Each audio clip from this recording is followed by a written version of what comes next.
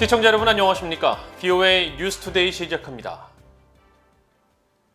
미국 정부는 미한 연합훈련에 대한 북한의 잇따른 비난 담화에 대해 훈련은 방어적이고 굳건한 방어태세를 위한 것이라는 점을 거듭 분명히 했습니다. 유엔 주재 미국 대사는 국제사회의 대북 제재는 나쁜 행위자를 겨냥하고 있고 그 책임은 북한 정권에 있다면서 북한 정권은 핵과 미사일 개발을 위해 주민들을 착취하고 있다고 밝혔습니다. 첫 소식 함지하 기자가 보도합니다. 미국 국무부의 네드 프라이스 대변인은 북한의 김영철 노동당 통일전선 부장이 안보 위기를 언급하면서 내놓은 비난 담화와 관련된 질문을 받고 미국 정부의 분명한 입장을 거듭 밝혔습니다. 미한 연합훈련은 방어를 목적으로 하며 미국은 북한에 대한 적대적 의도가 없다는 겁니다. What I will do is reiterate our message, and it's a very simple one. The joint military exercises, they are purely defensive in nature. We have long maintained the United States harbors no hostile intent towards the DPRK. 프라이스 대변인은 특히 미국은 한국의 안보와 연합 방위 태세에 전념하고 있다면서 이는 한국과 갖고 있는 철통 같은 동맹에 따른 것이라고 설명했습니다. 미국 국방부도 기존의 입장을 거듭 분명했습니다. 국방부 대변인실 관계자는 11일 미한 동맹은 높은 수준의 준비 태세를 유지하고 있으며 병력 보호를 위해 신중한 예방 통제 조치를 시행하고 유지하는 동시에 한국을 어떤 위협이나 적으로부터 보호하기 위해 견고한 방어 태세를 유지할 것이라고 밝혔습니다. 이어 연합훈련은 미국과 한국 쌍방의 결정이며 모든 결정은 상호 합의에 따라 이루어질 것이라고 강조했습니다. 이런 가운데 린다 토머스 그린필드 유엔 주재 미국 대사는 11일 진행된 전화 브리핑에서 대북 인도주의 계획과 관련된 질문을 받고 북한의 끔찍한 인도주의 상황을 우려한다고 밝혔습니다. 또 국경 봉쇄 등 북한의 극도로 엄격한 신종 코로나 바이러스 대응이 도움이 필요한 주민들에 대한 지원에 큰 지장을 주고 있다고 지적했습니다. 그러면서 대북 제재는 우리의 금융 시스템에서 이득을 취하거나 미국과 우리의 동맹 협력국들 그리고 민간인을 위협할 수 있는 나쁜 행위자의 능력을 제한하기 위해 고안된 것이라고 밝혔습니다. 이어 미국은 북한 정권이 핵과 탄도미사일 프로그램을 강화하기 위해 자국민을 착취하고 자국민으로부터 자원을 전용한 데 대한 책임이 있다는 사실을 알고 있다고 강조했습니다. 이어 우리는 인도주의 지원에 대한 제재 면제 승인을 신속히 해왔으며 가능한 빨리 인도주의 지원을 촉진할 수 있는 추가적인 방법을 고려하는 데 열려 있다고 말했습니다. VOA 뉴스 함지하입니다. 북한이 미한 연합훈련에 대해 잇따라 반발 담화를 발표하면서 사실상 무력 시위를 예고하자 미국 내 전문가들은 북한이 앞으로 저강도 도발에 나설 것으로 전망하면서 잠수함 발사 탄도미사일 SLBM 시험 가능성도 있다고 분석했습니다. 또 북한은 남북관계 진전을 인질로 한국 문재인 정부를 압박할 것이라고 지적했습니다. 조은정 기자가 보도합니다. 한미연합사 작전참모 출신인 데이비드 맥스웰 민주주의 수호재단 선임연구원은 미한 연합훈련 시작과 함께 북한이 잇따라 위협 담화를 내놓은 데 대해 북한이 저강도 도발을 할 가능성이 있다며 대비해야 한다고 밝혔습니다. We have to expect a full range of potential provocations and military type actions. But again, if Kim Jong-un goes too far and miscalculates, then he is truly going to cut off his nose to spite his face. He can get away with low-level provocations. 해리 카지아니스 미국 국익연구소 국장도 북한의 도발 가능성을 전망하면서 잠수함 발사 탄도미사일 시험에 나설 것으로 내다봤습니다. One possibility could be a submarine-launched ballistic missile test. Something they haven't done in a long time. It shows a new capability. It isn't something that theoretically that they promised they would stop doing. 안킷 판다 카네기 국제평화재단 선임연구원은 신형 KN-23 개량형 단거리 탄도미사일 시험 발사를 예상했습니다.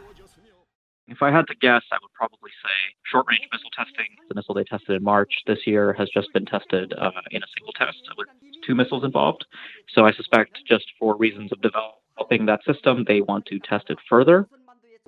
에반스 리비어 전 국무부 동아태 담당 수석 부차관보는 북한이 미국이 아닌 한국을 상대로 도발에 나설 것이라며 한국을 쉬운 목표물로 삼고 있고 남북관계 진전을 인질로 삼고 있다고 지적했습니다. 반면 미국 해군 분석센터의 켄 고스 적성국 분석국장은 북한의 도발을 단언할 수는 없다면서 결국 북한 정권의 셈법에 달렸다고 분석했습니다. 북한이 외교적 노선에서 아무것도 얻지 못할 것이라고 판단하면 도발에 나서 국면을 흔들려고 할 것이라는 설명입니다.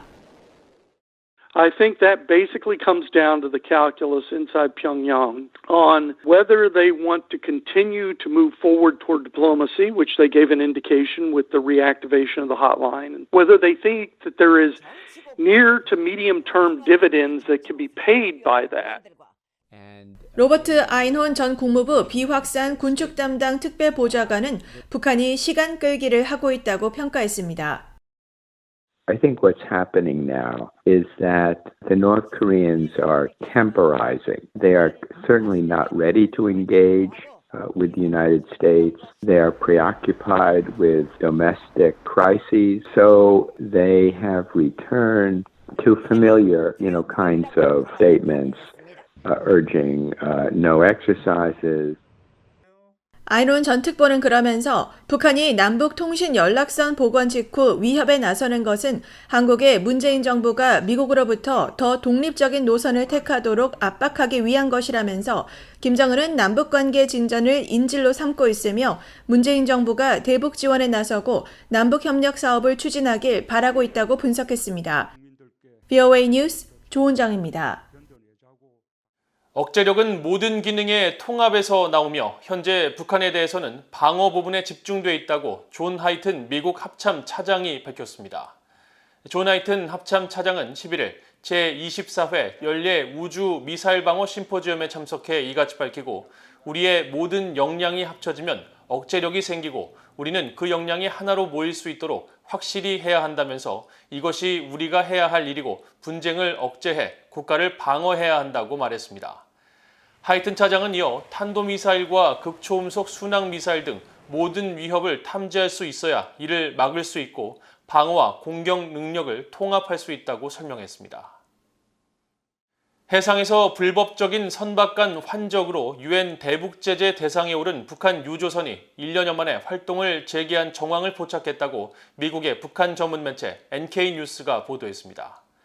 NK뉴스는 11일 선박의 실시간 위치 정보를 보여주는 마린 트래픽을 통해 확인한 결과 유엔 대북제재 대상인 북한의 천마산호가 지난 6일부터 북한 남포항 인근에서 선박 자동 식별 장치를 켜고 신호를 보내는 것을 포착했다고 전했습니다. 또 천마산호가 선박 자동 식별 장치를 켜고 끄기를 반복하면서 남포 해안에서 약 110km 떨어진 곳으로 이동했다면서 천마산호가 선박 자동 식별 장치를 마지막으로 발신한 것은 지난해 5월이었다고 밝혔습니다. 천마산호는 지난 2018년 해상 불법 환적을 하다가 일본 당국에 의해 적발돼 유엔 안보리 대북제재위에 통보 조치됐으며 이후 미국의 대북제재 대상에 올랐습니다. 전문가들은 천마산호가 1년여 만에 활동을 재개한 정황이 포착된 것은 북한이 석유 수입을 촉진하려는 것으로 유엔 대북제재를 위반하고 해상에서 불법적 선박 간 석유 환적이 이루어지고 있음을 시사한다고 지적했다고 NK뉴스는 전했습니다. 북한 외무성이 외국인 방문 허용 통지서를 보내 평양 내 22개 시설에 대한 방문이 가능해졌다고 북한 주재 러시아 대사관이 밝혔습니다.